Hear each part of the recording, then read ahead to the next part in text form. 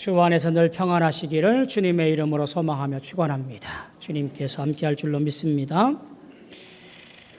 오늘 말씀은 본문으로 삼으면서 참 걱정이 됩니다. 왜냐하면 너무나 많이 알고 있는 내용이고 또 익히 들었던 사건이고 또 수차례 설교로 들었던 내용이기 때문에 여러분들이 이미 머릿속에 혹은 마음속에 결론이 나 있을지도 모르겠습니다. 그래서 조금 염려가 돼요. 그러하지 않기를 바랍니다. 처음 듣는 것처럼, 처음 보는 말씀처럼 그렇게 생각을 하고 오늘 말씀 함께 하시기를 소망합니다.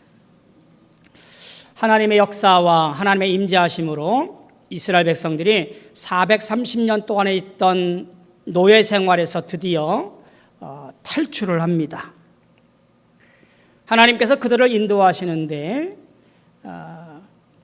젖과 꿀이 흐르는 땅 가나안 땅으로 들어가는 가장 빠른 길, 블레셋 사람들의 길, 해변길을 따라서 이동하면 쉽게 갈 수 있는데 그 길로 인도하지 않습니다. 이유를 성경은 이렇게 설명합니다. 혹시 진행하다가 블레셋 사람들과 만나서 전쟁을 하게 되어지면 애굽으로 되돌아갈까 봐 하나님께서 빠른 길, 블레셋 사람들의 길로 행하지 아니하고 광야 길로 인도하게 되어집니다. 그리고 에돔이라는 곳에 도착을 해서 장막을 칩니다. 에돔은 애굽 땅을 이미 나와서 광야 길로 접어든 곳이에요. 이제 광야 길로 인도하여서 진행하면 됩니다. 그런데 어찌된 일인지 하나님께서 에담에서 돌이켜서 믹돌과 비하이롯 그곳에 다다르도록 그렇게 말씀합니다. 바알스변 맞은편 그곳에다가 장막을 치라고, 바닷가에 장막을 치라고 하십니다. 이것은 애굽 땅으로 되돌아가라는 이야기예요. 지금 상황이 어떤 상황이냐면 애굽 군대가 이스라엘 히브리 노예들을 다시 잡겠다고 뒤쫓아오는 상황이에요. 그런데 다시 그들 소굴로 되돌아가라고 하니 이것은 누가 보아도 기가 막힌 상황이에요. 바로의 말대로 광야에 갇힌 바 되어지는 상황이 지금 이들이 되돌아가 장막을 친 곳 바알스본 맞은편 바닷가입니다. 아무리 구름기둥이 불기둥이 인도한다고 한들 그들을 지켜줄 것은 아무것도 없는 상황인 거지요. 자, 그러니 이스라엘 백성들에게 불평과 원망이 안 생길래야 안 생길 수가 없습니다. 심히 두렵고 떨리는 마음으로 이렇게 원망을 합니다. 아니, 우리가 죽을 땅이 없어서 이곳까지 이끌어내서 우리를 죽게 하느냐? 그냥 우리를 내버려 두어서 저 애굽 사람을 섬기며 살게 할 것이지 왜 우리를 이끌어내느냐? 여기서 죽는 것보다 애굽에서 종살이하는 게 낫다라고 말하면서 바락바락 모세와 하나님께 대들어 부르짖었습니다. 모세는 담대히 전합니다. 너희는 가만히 서서 여호와께서 오늘 너희를 위하여 행하시는 구원을 보라. 너희가 오늘 본 애굽 사람들을 영원히 다시 보지 않을 것이다. 하나님께서는 모세로 하여금 지팡이를 들게 하고 홍해를 갈라지게 하시지요. 그리고 구름 기둥을 이스라엘 진 뒤로 옮기시고 애굽 군대를 혼란스럽게 해서 이스라엘 백성들에게 당도하지 못하도록 합니다. 밤새도록 동풍이 불어 바다가 갈라지게 하고 땅이 마른 땅이 되게 하신 이후에 이스라엘 백성들은 바다 가운데를 건너가게 합니다. 그리고 이후에 물이 흘러 쫓아온 애굽 군대를 덮어 버렸다는 이야기가 오늘 말씀입니다. 이 어마어마한 홍해의 사건, 유명한 사건이기도 하고 구원사적으로도 대단히 중요한 역사적인 사건입니다. 그러하게 갖게 되어진 의문점이 하나 있지요.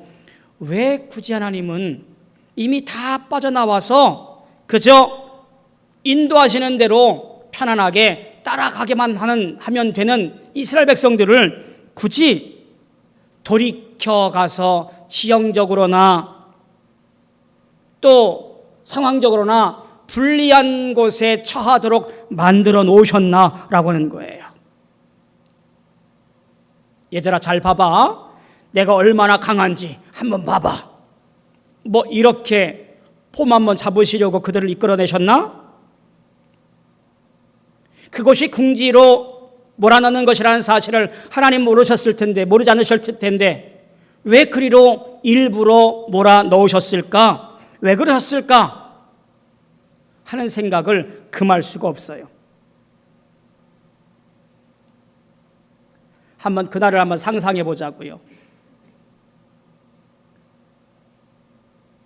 앞을 가로막고 있었던 바다가 갈라지고 그 길을 육지와 같이 건너가게 하고 다시 물이 넘쳐서 뒤따라오던 이스라엘 애굽의 군대가 다 수장되어지고 그곳에서 입을 벌리고 얼떨떨하게 바라보고 있는 이스라엘 백성들.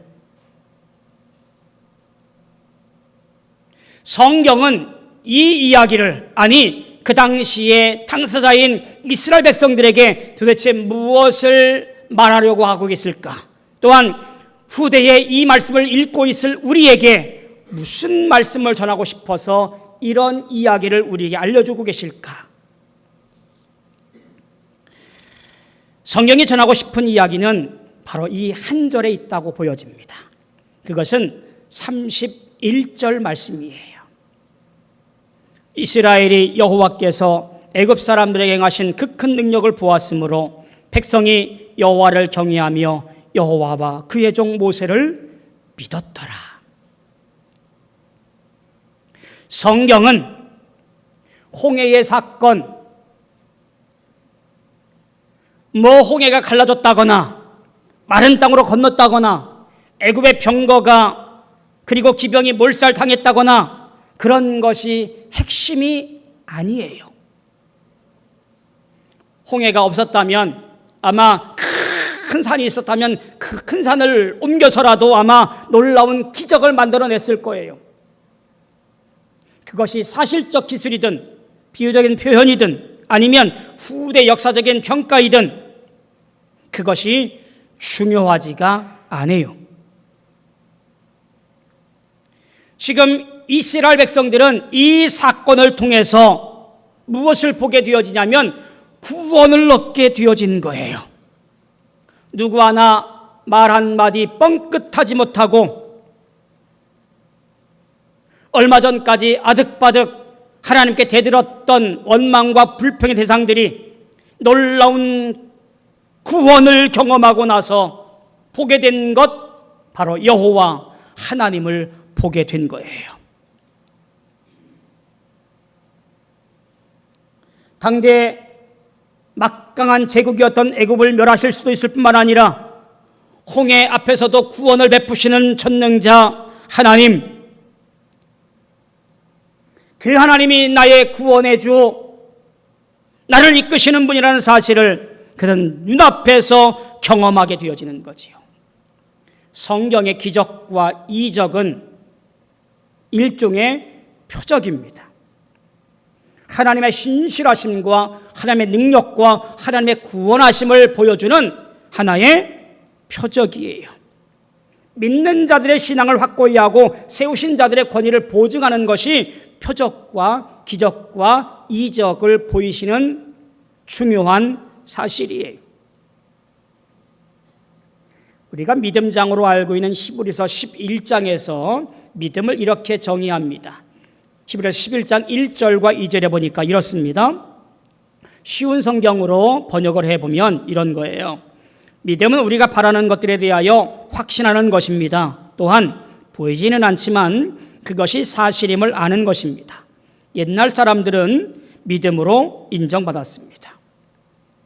믿음이라고 하는 것이 내가 바라보고 있는 세계를 바라만 보고 있는 것이 아니라 확신하는 것이고, 눈에 보이는 세계, 즉 하나님의 나라, 그것이 사실임을 꿰뚫어 보면서 오늘 내 삶에 거기에 맞춰서 살아가는 것, 그것이 믿음이다라고 하는 이야기예요. 무슨 얘기예요? 우리는 살아가면서 참 많은 것들 속에서 방황하면서 흔들리면서 살아가잖아요. 조그만 문제에도 이리 휩쓸리고 저리 휩쓸면서 어디로 가야 될지, 어떻게 해야 될지, 그렇게 불안하게 인생을 살아갑니다. 그런데 흔들림 없는 믿음의 사람은 내 소망이 하나님 안에서 영광 돌리며 살고 있는 내 삶의 모습이 그 믿음을 이루어가는 것이라는 것을 굳건히 알고 있는 사람이라고 한다면, 그 믿음은 우리의 방향과 가치를 붙잡아주고 어디로 가야 할지를 분명히 제시해주고 있는 능력이며 축복입니다. 하나님의 사람들은 무엇보다도 중요한 것, 이 믿음의 사람으로 살아가는 것이 얼마나 중요한지 알 수가 없습니다. 당장의 먹거리, 당장에 지켜줄 무기, 이것이 중요한 것이 아니라 지금 하나님에 대한 전적인 믿음이 필요하다는 얘기예요. 그래야 광야로 나설 수 있게 되어지는 거지요. 믿음 없이 끌려 나왔습니다. 그저 10가지 재앙, 하나님의 전적인 기적과 표징으로 그들은 새벽에 그렇게 탈출해 왔습니다. 믿음 없는 그들이 광야에서 마주치게 될 여러 상황 속에서 그저 실족과 불평과 불만이 끊임없이 할 것을 아셨기에 하나님은 믿음을 견고히 하기 위해서 다시 그 길을 돌아가 그런 궁지에 몰아넣었던 거예요. 지금 당장 편하고, 지금 당장 안전하고, 지금 당장 행복하면 그만이라는 그 아니란 생각이 아니라, 어떠한 고통과 어떠한 고난의 길이 할지라도 하나님은 오직 택한 백성들이 굳건히 이겨나 하나님의 뜻 가운데 살아갈 것을 원하고 계시다는 사실이에요. 저 가나안 땅, 약속의 땅, 젖과 꿀이 흐르는 땅을 향하여 오늘도 믿음을 가지고 견고히 서서 올곧게 쫓아갈 것을 원하시고 계신 거지요. 하나님의 관심은 여러분이 잘 먹고 잘 사는 것에 없습니다. 오늘 여러분들이 유명해지는 것 관심 없어요. 여러분이 대통령이 되거나 국회의원이 되거나 유명한 연예인이 되거나 부자가 되어지거나 세상을 움직일 만한 CEO가 되거나 그런 것에 관심 없어요. 하나님의 관심은 여러분의 믿음이 충만하여 어떠한 주변의 흔들림에도 흔들리지 아니하고 굳건히 하나님의 나라를 전적으로 신뢰하며 믿음의 길을 걸어가 주님의 영광 가운데 거하는 것이 하나님의 관심인 거예요. 우리 인생도 꽃길만 걷는 거 아니지요. 잘 되는 줄 알았는데 눈 떠보니까 어려움이 있고요, 불안함이 있습니다. 늘 쫓기며 살아가잖아요. 그래서 기도하지요. 하나님, 이기게 해주세요.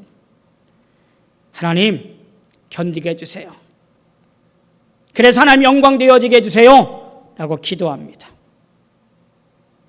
상황은 어려워질 때가 더 많습니다. 몸이 아픕니다.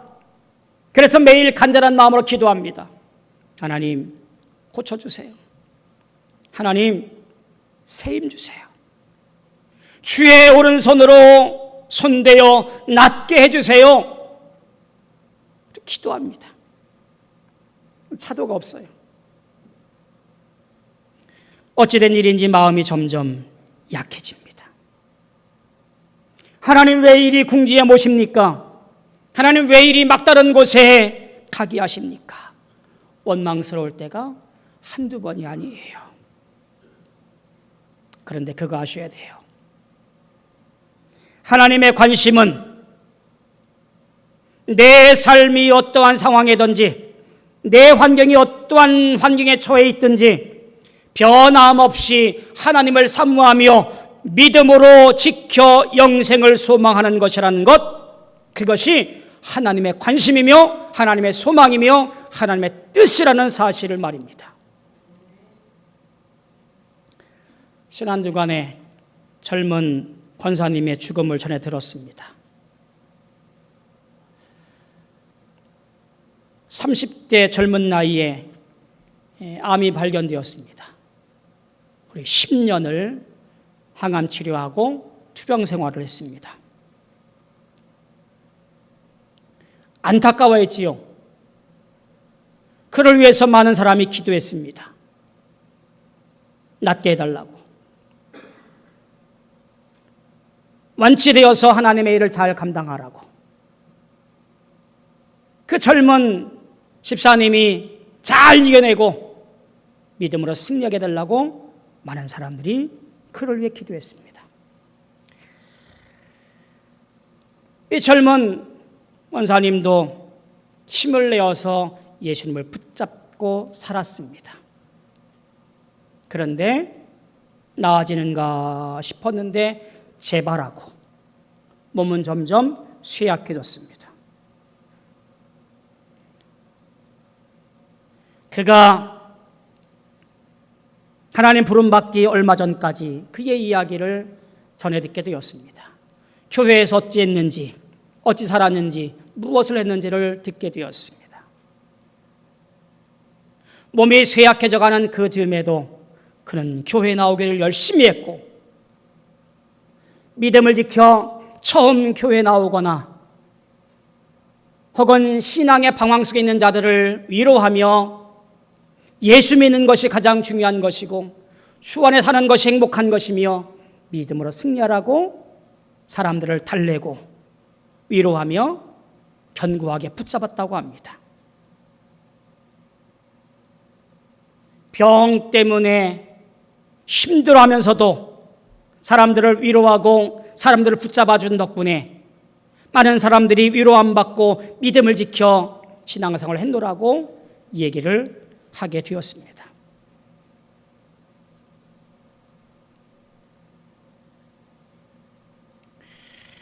그의 마지막은 행복했노라고, 사랑하고 사랑받았노라고 인사를 하고 고백을 하고 하나님 나라로 먼저 가게 되었습니다. 어떻게 보면 짧은 인생이라 안타깝지만, 그러나 믿음을 지켜 산 믿음의 사람이었던 것이 분명합니다. 하나님은 이런 인생을 살아간 사람, 믿음을 지켜 믿음으로 산 사람에 대해서 관심이 있는 것이지요. 오늘 우리를 통해서 하나님 바라보시는 그 관심이 무엇일까? 바로 우리의 믿음입니다. 어떻게 하면 이스라엘 사람들처럼 하나님을 경험할 수 있게 되어질까? 어떻게 하면 열심을 다해서 하나님을 경험하며 믿음으로 굳건할 수 있을까?